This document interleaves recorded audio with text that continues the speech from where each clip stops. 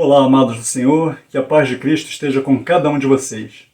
Dando continuidade às cartas escritas pelo apóstolo João às 7 igrejas da Ásia Menor, hoje faremos mais um precioso estudo da Palavra de Deus e veremos, no livro de Apocalipse, mais revelações significativas para o nosso crescimento cristão. Então, sem mais demora, pegue papel e caneta e tome nota, porque em nosso estudo de hoje conversaremos sobre Sardes, a igreja apática e irrelevante.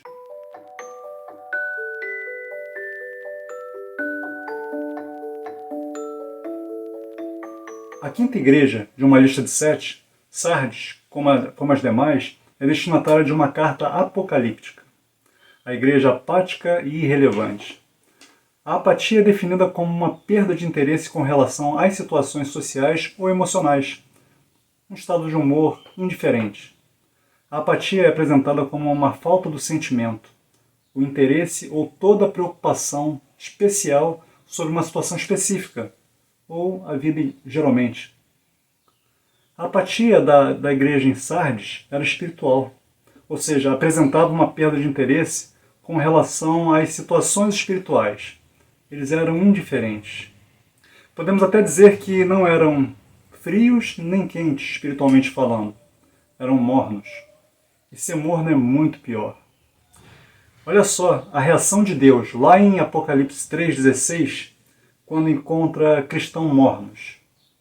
Assim, porque és morno, e não és frio nem quente, vomitar-te-ei da minha boca. Então, meus amados irmãos, com esse estudo de hoje, entenderemos que a mensagem à igreja em Sardes também se aplica a nós hoje. Saberemos que Cristo conhece a sua igreja e cada crente, além das aparências. Devemos nos preocupar com qualquer tipo de apatia espiritual que possamos estar enfrentando. Devemos avaliar a fim de identificar alguma área da vida que possa estar nos conduzindo à morte. Devemos vigiar para não nos deixar influenciar pelas tentações e ilusões deste mundo e devemos nos arrepender se estivermos vivendo de uma forma apática e insensível à palavra de Deus. A igreja em Sardes parece refletir a história da cidade. Houve tempos quando tinham um nome para progresso espiritual, mas agora era sem vida.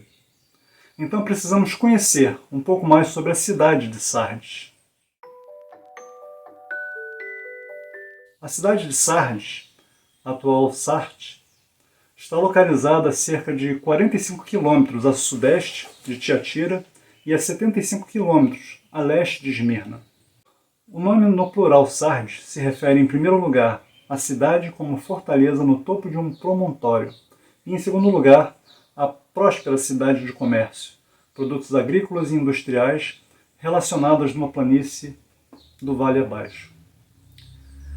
Situada numa faixa alta e estreita, a cidade só podia ser alcançada pelo sul, ao longo de sua faixa elevada e terminava no promontório sobre o qual a fortaleza havia sido erguida. Paredões íngremes que não podiam ser escalados protegiam a cidade. Devido às suas fortes defesas, Sardes se tornou a capital da Lídia, mas sua localização impossibilitava uma expansão e a forçou a permanecer pequena.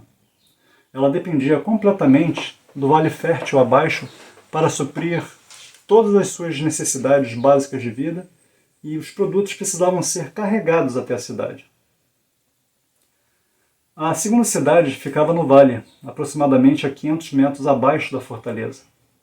Muitas pessoas residem nela, como fazendeiros que produziam e vendiam seus produtos agrícolas, trabalhadores da indústria de lã e comerciantes que compravam e vendiam seus bens.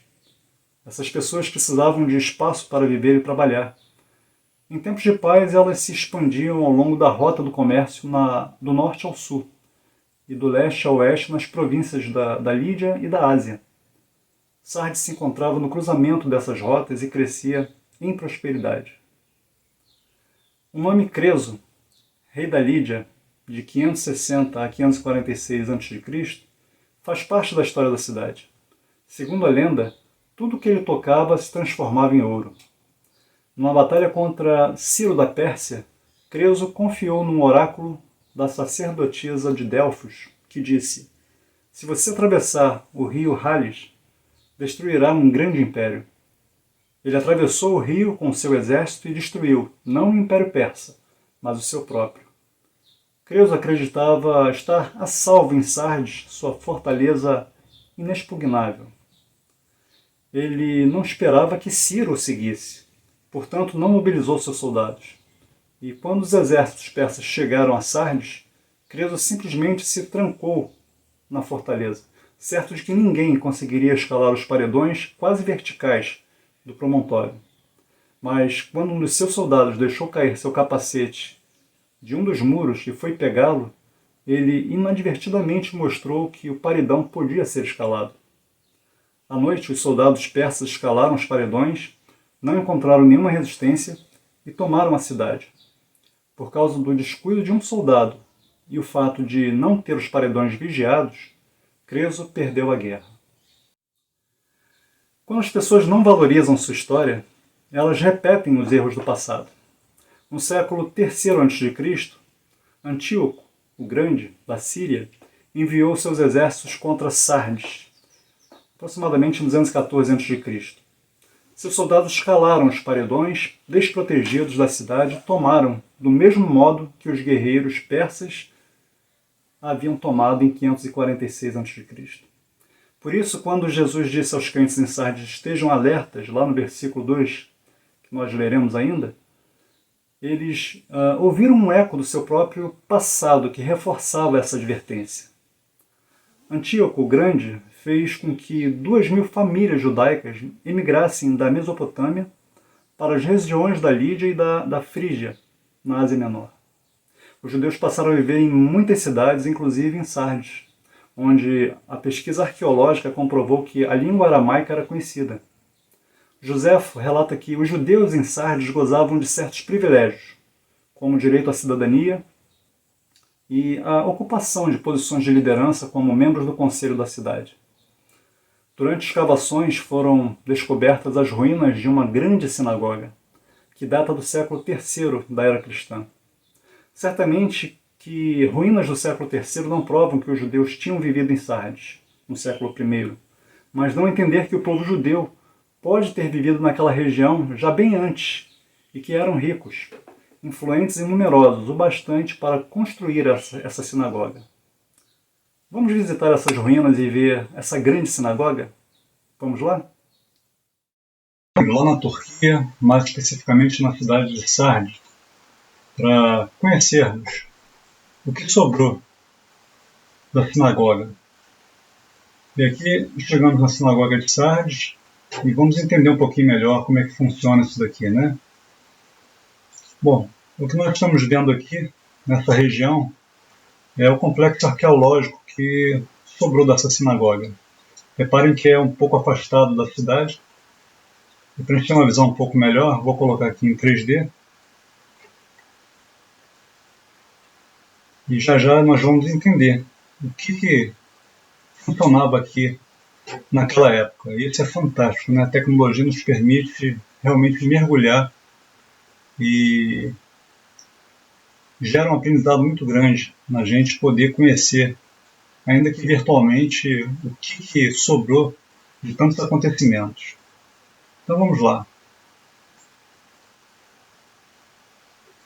Quero pegar um ponto aqui estratégico para poder explicar melhor para vocês. Eu acho que esse aqui é o melhor.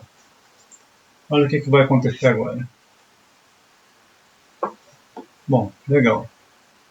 Então o que nós temos aqui? Nós temos essa maravilha.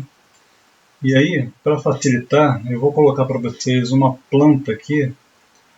Uma planta dessa estrutura, para a gente entender o que funcionava naquela época. Não era somente a sinagoga. Aqui, na verdade, funcionava uma casa de banho e um ginásio, e anexo à sinagoga. Então, como a gente pode ver aí nessa planta 3D, vamos começar aqui da entrada, né? Bom, aqui seria a entrada, né? Aqui seria uma estrada a leste, e aqui seria a entrada. Logo na entrada, a gente tem essa grande área que é a palestra, né? O ginásio, ou até mesmo a escola de luta livre. Tá? Então aqui funcionava isso. E era cercado de colunas, né? E muito interessante. Bom, aqui do lado esquerdo nós temos justamente o pátio de entrada da sinagoga. E aqui o salão principal da sinagoga. E isso é algo bem interessante. Reparem nesse lado esquerdo que existe aqui uma rua e aqui alguns destroços, que é justamente o comércio bizantino. É como se fossem quiosques, né? Então, só para vocês poderem entender um pouco melhor, olha só que interessante isso. Ó. Cada uma dessas casinhas aqui era um quiosque de venda. Isso aqui tudo era um comércio. E olha, vai até o final. Tá vendo? Cada um disso aqui eram casinhas aqui onde vendiam coisas. Isso é fantástico, né? Essa aqui era estrada de mármore. Na época era estrada de mármore. Aqui nós temos a entrada, conforme nós falamos, né? A entrada, o pátio de entrada da sinagoga, aqui a sinagoga que a gente vai ver daqui a pouco em detalhes. Mas reparem só, irmãos, que coisa interessante. Cada seção aqui, entre as colunas, o piso é formado por um desenho diferente, né? Um mosaico diferente. Tudo feito com pedrinhas. Daqui a pouco a gente vai lá e vai dar um zoom para vocês verem que beleza de riqueza de detalhes nesse sentido. Aqui onde vocês conseguem ver essas colunas aqui, é o que a gente chama de arco monumental. Sabe o Arco do Triunfo lá na França? Aquele arco era muito parecido. E ele pegava justamente a abertura dessa estrada de mármore. Então ele pegava um pedaço daqui, a estrada de mármore, e um outro pedaço mais adiante. É um arco muito bonito, a gente vai ver daqui a pouco também. Bom, voltando para cá, aqui é o pátio, né? Aqui nós temos esse pátio aqui, que é essa entrada, esse pátio de mármore. Na época era de mármore. Né? Bem interessante. Aqui algumas alas dos dois lados. E aí vem algo interessante ainda também. Aqui onde está essa diferença dessa entrada até mais ou menos essa escadinha, era o que a gente chamava de frigidarium, que era a área de banho frio. Né? Reparem que aqui tem duas áreas, né? Que como a gente pode ver aí na planta, logo no meio dessas duas áreas, né? E um pouco mais à frente do frigidário, seria o tepidário, que é a área de banho morno. E depois dessa área, aqui onde já está em ruínas, a gente teria o caldário, que é a área de banho quente. Então toda essa área aqui era a casa de banho. Aqui era o pátio. Aqui na lateral havia também mais algumas divisões, né, que hoje já não dá mais para ver, mas existiam mais algumas divisões aqui. Bem como aqui internamente também. Aqui é uma divisão longa, conforme a gente pode ver também lá na planta. E por aí vai. Aqui bem escondido, bem no cantinho, essa areazinha aqui era uma latrina. Então, no final do comércio, né, tinha uma latrina aqui. Tá? Algo bem rico, né? Bem interessante. Bem, para a gente dar continuidade, vamos fazer agora uma breve visita em alguns pontos desse daqui para a gente poder ver com um pouco mais de riqueza de detalhes o que sobrou dessas ruínas, né? Então eu vou voltar aqui agora para essa visão geral e vou pegar uma outra visão agora. Vamos começar aqui pela sinagoga. Olha só que coisa linda. Aqui é justamente o pátio de entrada da sinagoga. Né? Deixa eu ver se eu peguei certo. Aqui na verdade é o portão que vai dar lá para o pátio. Né? Aqui a gente está fora do portão. Deixa eu ver se eu pego uma visão melhor para a gente ter uma ideia.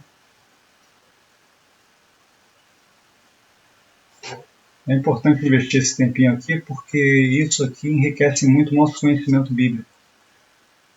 Bom, deixa eu pegar aqui então do pátio principal da sinagoga.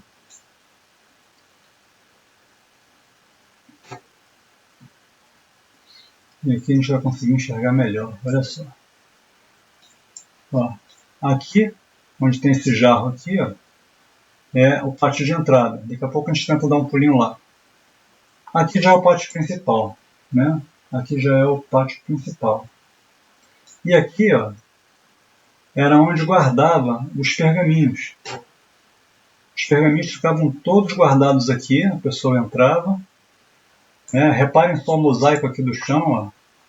Cada área tem um mosaico diferente. E se a gente for reparar, ó, são feitos de pedra, né? Mosaicos de pedrinhas. Isso é fantástico. Bom, aqui nós temos a mesa. A mesa onde abria os pergaminhos, né? Então, os pergaminhos eram abertos aqui e havia a leitura deles aqui em cima dessa mesa. E reparem que tem entradas aqui e saídas, né? Para outras alas. Né? Então, isso aqui é fantástico, é maravilhoso. E aqui anexo ó, tem aquela área toda que a gente conseguiu ver. E a gente vai dar um pulinho lá também agora para a gente poder entender isso. Vamos lá. Vamos pegar aqui uma outra visão.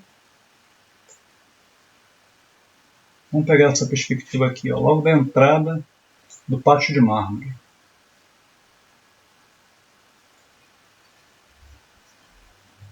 Então, isso aqui bem na entrada do pátio de mármore. Olha só que coisa fantástica isso. Olha que beleza. Né? A gente tem aqui uma entrada lateral aqui. Essa aqui que daria para o frigidário, né? Para a área de banho frio. Aqui uma outra entrada lateral. Olha só essa arquitetura, que coisa linda. Vamos avançar um pouquinho mais aqui. Vou pegar de um outro ângulo. Vou pegar um pouco mais de dentro aqui. Depois a gente vai para as laterais, para outras áreas.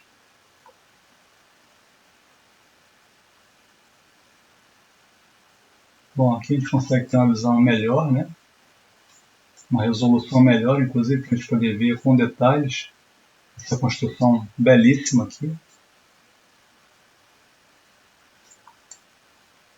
O que sobrou dela.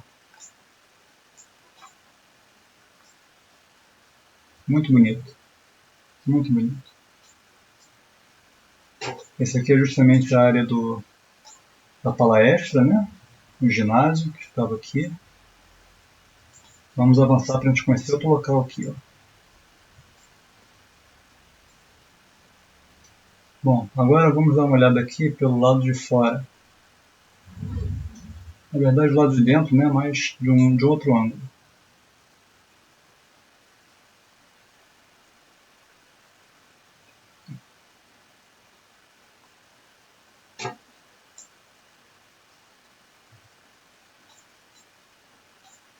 Aqui era o frigidário.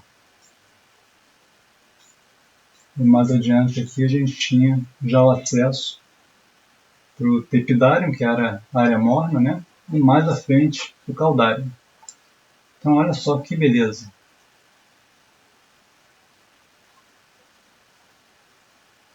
Fantástico. Vamos lá, vamos conhecer um pouquinho mais. Bem, aqui temos uma outra ala.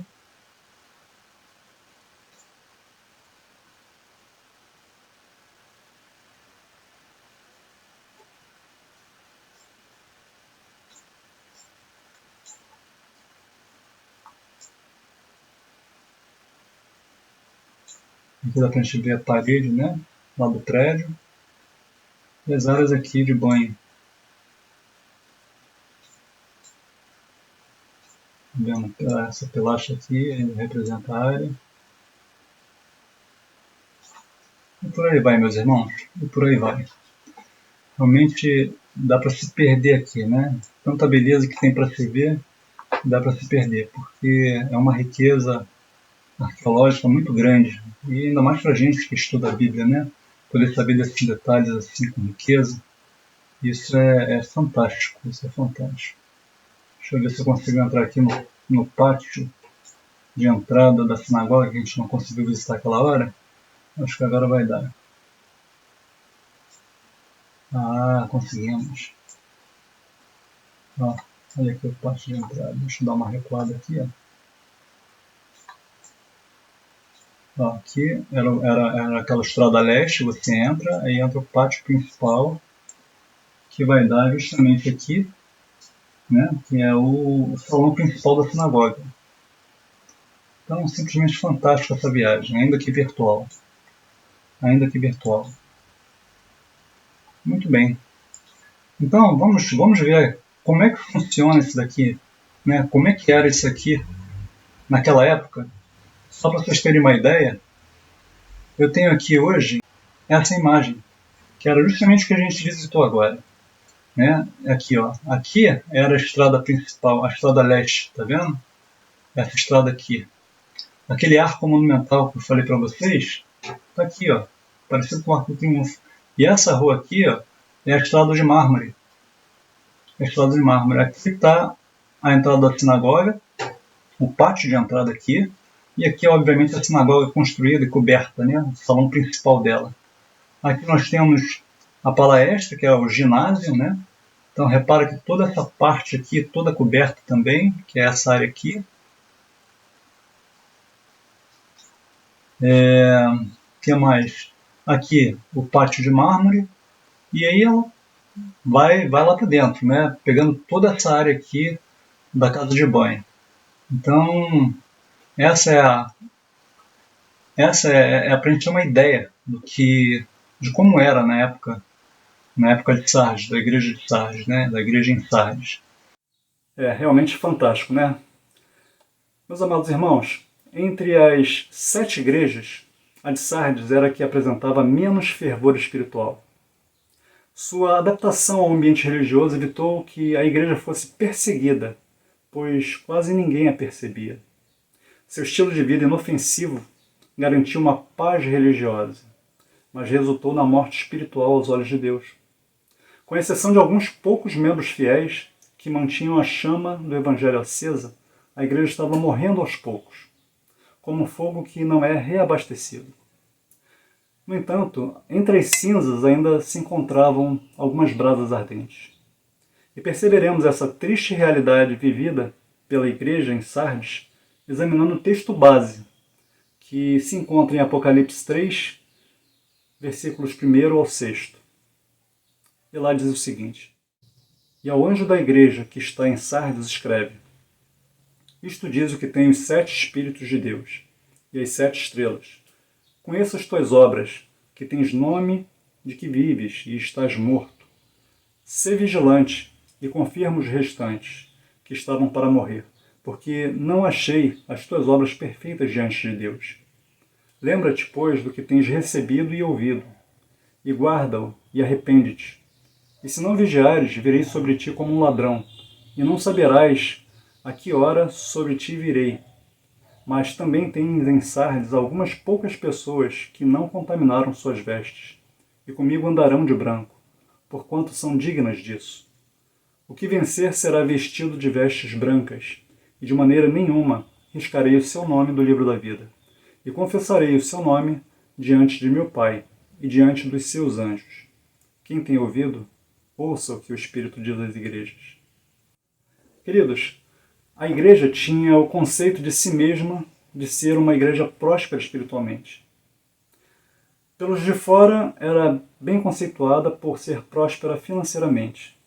Mas como o Senhor a enxergava e qual seria o seu diagnóstico?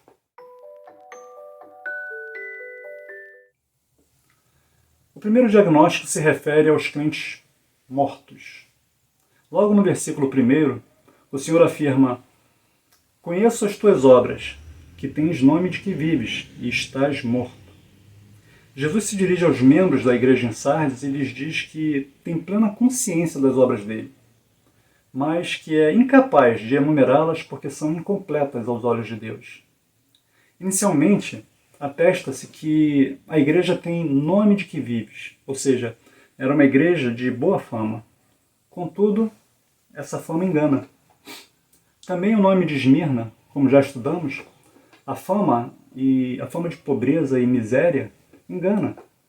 Aquela igreja trazia a toda hora a morte de Jesus em seu corpo, e apesar disso se encontrava no caminho da vida como a verdadeiramente rica, conforme nós vimos no estudo da igreja de Esmirna, lá em Apocalipse, capítulo 2, versículo 9. No caso de Sardes, no entanto, o Senhor tem de corrigir as aparências no sentido oposto. Ainda que à vista humana não havia nada que contradissesse a fama de Sardes de ser uma igreja viva e auspiciosa, internamente nenhuma tensão para cisões, né, e externamente nenhum horizonte de martírio, então cabe algumas perguntas que não querem calar. Por que a igreja foi deixada em paz dessa forma? Por que Satanás, que no mais não deixa de incomodar nenhuma igreja, se mantinha longe de Sardes? A resposta é simples. Era porque a igreja estava espiritualmente morta. E onde reina a morte pelo pecado, não a morte pelo martírio. Contudo, ela ainda não se dá conta dessas correlações. E isso é muito perigoso. Afinal, no seu meio, ela tem a fama de ser viva. E dessa fama, ela, por sua vez, se sustém. A igreja e o seu contexto, né, se embalam reciprocamente no sono. O Senhor, porém, sabe, estás morta. Há muito ele enxerga por trás da fachada e vê que tudo é aparência. A verdade é que em Sardes os cristãos estavam falsamente satisfeitos e confiantes, são falsamente ativos, falsamente devotos e falsamente fiéis. Muito bem, queridos irmãos. O segundo diagnóstico se refere aos crentes quase mortos. No versículo 2 é dito: confirma os restantes que estavam para morrer. O ambiente da igreja manifesta essa falta de vontade, obstinada e desanimada, uma dúvida secreta da graça, do arrependimento, da mudança e da renovação. No presente contexto, ainda não vigora o quadro terrível lá de Apocalipse 9, 6, quando diz: naqueles dias os homens buscarão a morte e não a acharão. Também terão ardente desejo de morrer, mas a morte fugirá deles. Porém, a evolução corre nessa direção. Sardes deve intervir e instaurar a obediência da fé. Confirma ou consolida, é o mesmo que fortalece o restante que quer morrer. Esses crentes ainda estavam vivos e precisam ser fortalecidos antes que morram. E aqui, amados, cabe ressaltar que existem dois tipos de morte espiritual. Um tipo é a condição que se encontra os ímpios. Eles estão mortos em seus delitos e pecados, conforme nos aponta Efésios 2, versículo 5. Outro tipo é a condição infrutífera e inoperante que muitos regenerados vivem, conforme Efésios 5,14 e 2 Pedro, capítulo 1, versículo 8. Por fim, o terceiro diagnóstico se refere aos crentes vivos. No versículo 4, o Senhor chama a atenção para determinados membros da comunidade ao dizer: tem em Sardes algumas poucas pessoas que não contaminaram suas vestes. Ainda há esperança para a igreja dormente em Sardes, onde alguns poucos membros permanecem fiéis ao Senhor. Entre as cinzas do fogo, ainda há algumas brasas ardentes que, com o sopro do vento, podem reacender esse fogo. O texto grego diz uns poucos nomes e transmite a ideia de que o Senhor conhece seus seguidores fiéis individualmente pelo nome e que se alegra com o amor deles pelo Senhor. O pequeno número de servos fiéis não contaminaram suas vestes, o que significa que eles não haviam sido influenciados pela cultura secular dos seus dias. E a palavra vestes é um símbolo para a conduta espiritual e o estilo de vida moral deles, conforme Judas 23. Eles não foram manchados pelo pecado do adultério e da idolatria. Eles não minaram a mensagem do Evangelho. E eles não recusaram a fazer concessões. Eram fiéis à sua palavra, dada lá no batismo, de seguir a Jesus. Mesmo que esses poucos fiéis fossem considerados estranhos e alheios à sua cultura, Eles caminhavam firmes nos passos dos apóstolos e dos outros cristãos que haviam trazido e proclamado o Evangelho da salvação. Meus queridos irmãos, todos corremos o risco de ser acometidos pela morte espiritual. Essa é uma realidade. Caso esteja nessa condição espiritualmente morto, levante-se urgentemente. Se estiver quase morto, fortaleça-se na força do poder de Deus. E se estiver vivo, parabéns. E que o Senhor continue te abençoando. Mas tome cuidado. Quem está de pé, cuide-se para que não caia. Bem, visto que agora somos conhecedores do diagnóstico, precisamos entender a exortação feita pelo Senhor.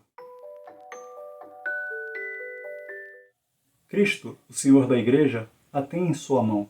Apocalipse 1,16. Embora os crentes vivessem em uma situação de profundo comodismo espiritual e de profunda apatia para com Ele, e embora não tivessem andar piedoso e não vivessem no poder do Espírito Santo. Cristo conhece a Igreja e não adianta ela ser reconhecida pela sociedade como viva, vigorosa, cheia de boas obras e de boa relevância social, ou seja, uma igreja nominal.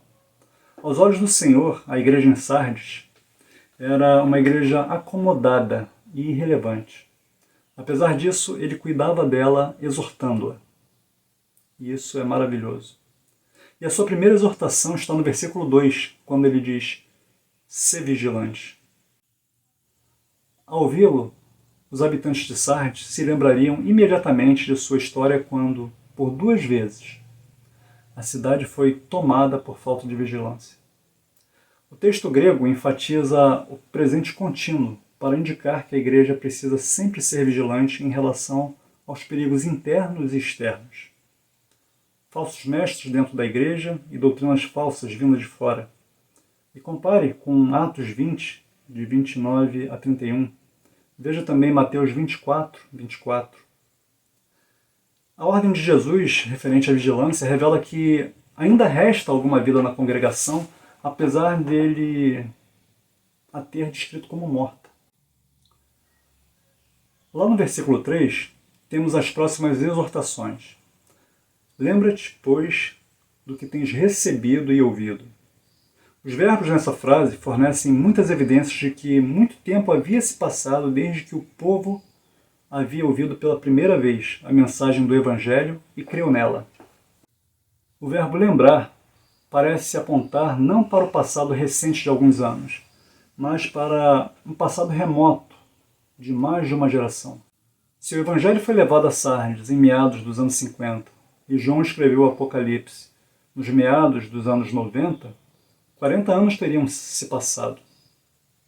Além disso, o grego apresenta o verbo receber no perfeito, indicando assim que um tempo considerável havia se passado. A primeira geração de cristãos havia colocado sua fé em ação, mas a segunda geração apenas descansava sobre o que havia sido feito no passado.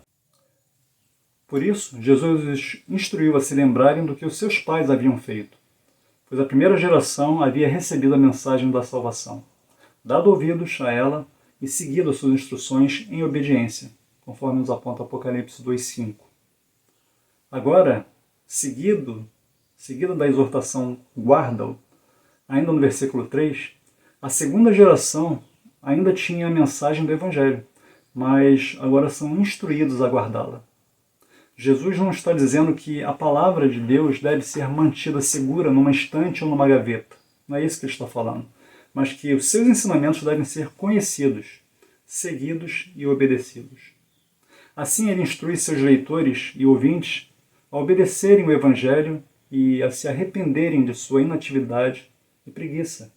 Então, arrepende-te. É a última exortação dada pelo Mestre, ainda no versículo 3. O verbo guardar se refere ao Evangelho, e o verbo arrepender-se a uma mudança radical do ser interior, dentro de você. Meus amados irmãos, após exortar, o Senhor Jesus adverte: "Virei sobre ti como um ladrão, e não saberás a que hora sobre ti virei." A advertência é direta, pois não dar atenção a ela resulta inevitavelmente na vinda do juízo do Senhor. 5 das 7 cartas mencionam a sua vinda. Éfeso, Apocalipse 2:5. Pérgamo, Apocalipse 2:16. Tiatira, Apocalipse 2:25. Sardes, Apocalipse 3:3. E Filadélfia, Apocalipse 3:11. 3 dessas ocorrências vêm acompanhadas pela ordem de arrepender-se. Éfeso, Pérgamo e Sardes. Isso significa que, nesses 3 casos, o arrependimento do povo e a vinda de Jesus devem ser interpretados no contexto histórico daquele tempo. No contexto atual, a vinda de Jesus se apresenta como iminente e inesperada. Ele vem como um ladrão. Esse é o tema comum no Novo Testamento, referindo-se ou ao castigo imediato ou à segunda vinda de Cristo. Aqui, o contexto histórico aponta para um julgamento iminente. O não arrependimento levaria inevitavelmente à rápida repreensão pelo Senhor. O povo de Sardes não teria que esperar até o retorno prometido de Cristo. Se não se arrependessem, sua vinda inesperada seria como a de um ladrão que pode vir a qualquer momento. Irmãos, que desafio para nós! Vamos vigiar, manter a viva lembrança da obra que já foi realizada em nós, reter o que é bom e arrepender-nos, honestamente, caso pequemos. O juízo que vem da parte do Senhor é garantido e inesperado. Tenha certeza disso. Tão importante quanto o diagnóstico e a exortação é a promessa que o Senhor Jesus nos deixa. As promessas aos crentes vencedores ocupam parte da carta. Jesus Cristo faz 3 promessas maravilhosas. A primeira: comigo andarão de branco. Versículo 4 e 5 vai nos dizer isso. Os seguidores devotos de Jesus caminharão com ele e estarão vestidos em roupas brancas. Esses poucos fiéis são dignos, ou seja, aos olhos de Jesus, eles são declarados dignos. E não por causa dos seus próprios méritos, mas por causa dos méritos dele. Por ouvirem obedientemente a voz de Jesus e seguirem os seus passos, veja lá em Apocalipse 14:4, eles são declarados dignos por causa da expiação de Jesus. No versículo 5, lemos ainda que o que vencer será vestido de vestes brancas. A pessoa que perseverar até o fim será salva e triunfará em Cristo, conforme Mateus 24:13. Os poucos cristãos fiéis em Sardes são aqueles que vencem as tentações e as provas no caminho da vida. Veja que coisa interessante, meus irmãos. Observe a voz passiva na expressão verbal será vestido, será vestido. O que vencer será vestido de vestes brancas. Isso indica que Deus dará roupas para o vencedor. Suas vestes brancas lhe são dadas pelo Senhor como roupas de justiça, conforme Isaías 61:10. As roupas são os atos justos dos santos, Apocalipse 19:8. A cor branca indica pureza. Portanto, os santos, vestidos com roupas brancas, são santos na presença de Deus. Na presença de Deus. Apocalipse 7:9 e capítulo 13. Ou melhor, versículo 13. Segunda promessa maravilhosa. Tem um nome no livro da vida. Versículo 5. De maneira nenhuma arriscarei o seu nome do livro da vida. O livro da vida pode ser melhor explicado a partir de Isaías 4, versículo 3, como a lista dos cidadãos da Nova Jerusalém, anotada por Deus. Ser riscado da lista significaria ser excluído do seu povo. E essa promessa é formulada em fortes termos negativos para infundir segurança aos cristãos fiéis em Sardes. Ela os assegura de que estão absolutamente salvos e seguros. Seus nomes foram escritos no livro da vida e nunca serão apagados. Em outras passagens, Deus diz ao seu povo: nas palmas das minhas mãos te gravei. Isaías 49:16, por exemplo. Ele está inseparavelmente ligado a eles, pois são a menina dos seus olhos. conforme Deuteronômio 32:10, Salmos 17:8 e Zacarias 2:8. João revela que os nomes registrados nesse livro da vida foram escritos desde a fundação do mundo, Apocalipse 17:8. E a terceira maravilhosa promessa é que tem confessado perante o Pai e os anjos, ainda no versículo 5.